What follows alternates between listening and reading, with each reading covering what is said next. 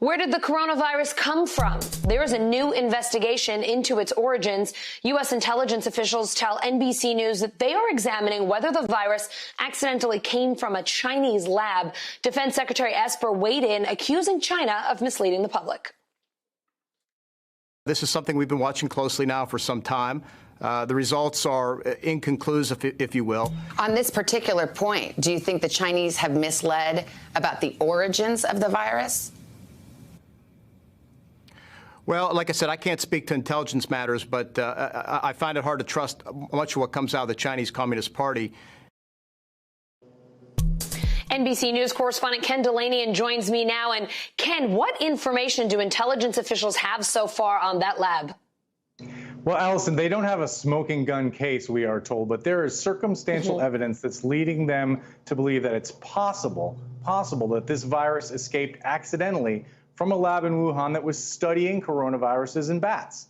And separately, experts are saying that the theory that it began at that wet market in Wuhan is fading because many of the early cases had no connection to the wet market. So U.S. intelligence officials are telling us, look, it's possible it came from this lab. It's possible it didn't. We don't have conclusive evidence either way, but we're not ruling it out, which is interesting because at the beginning of all this, there were some people who were touting the conspiracy theory that it was made in a lab as a bioweapon. That they have ruled out, Allison. It's not a bioweapon. It's a naturally occurring virus in bats that they were studying at this lab in Wuhan, which was also looking at the virus that caused the SARS pandemic back in 2015.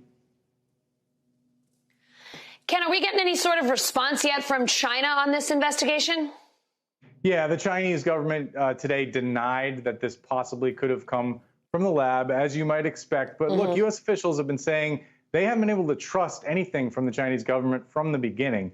It's very clear now that China was not upfront with the world about when they learned about this virus and the outbreak. They were suppressing voices that were trying to warn about it. And interestingly, the Washington Post has reported on some cables that where officials from the State Department 2 years ago visited this lab and raised concerns about safety there. Said, hey, they're doing important work on coronaviruses, but we're not sure that they're meeting all of the safety standards. So the theory would be that somebody accidentally got infected in this lab and then walked out and infected other people in Wuhan, and it spread from there. It's something out of a Hollywood movie, Allison, but it's something that U.S. intelligence officials are not ruling out. Ken, I feel like we keep saying this over and over again. Life is starting to feel just a little bit too much like a movie these days. Let me ask you how this impacts the original thought on where the virus came from. Health experts have suspected that it came from an animal market in Wuhan. Has that been ruled out, or has that theory changed yet, or is that still one of the possibilities? That's still one of the possibilities, and it's being debated. But there are a growing number of experts who are raising questions about that theory because they are saying a number of early cases, this has been traced back to some of the earliest cases, had no connection to that market. They weren't related to anybody who was there, no contact with anybody who was there. So it's a growing question. Some people I talked to are discounting the wet market explanation. Other experts are still saying that's the most likely one. We may never get the full answer to this, but U.S. intelligence officials are gathering evidence. They're spying. They're listening to communications, they're talking to human sources on the ground, and they're likely going to get more information in the coming weeks and months, Allison. Ken, we're also hearing that congressional Republicans are planning to investigate the coronavirus outbreak, focusing on China and the World Health Organization. What are they looking for?